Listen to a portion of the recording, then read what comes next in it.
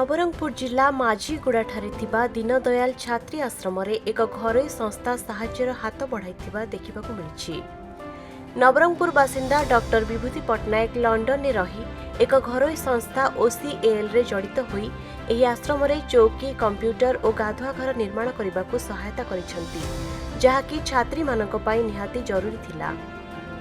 Doctor Patnaik एही आश्रम को आसी छात्री मानक आवश्यकता विषय जानिबा को पाइथिले और परवर्ती समय रे एसबु जिनिस देबाको मनस्थ करथिले।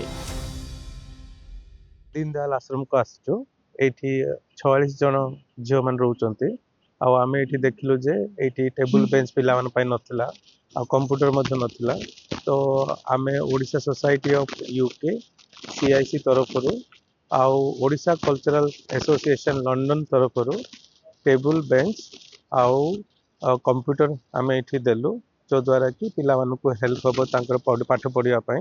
आउ एठी आसी आमे देखिलु जे बाथरूम जाक से ओपन रे गाधौचंती, तो से गाधेवाटा देखिके आमे भाबिलु जे किछि फंड जदि आमे रेज करि परिबो ताहाले ए जो से जो ओपनली गाधौचंती जो बेसिक नीड जनकर सेटा फुलफिल हे परिबो।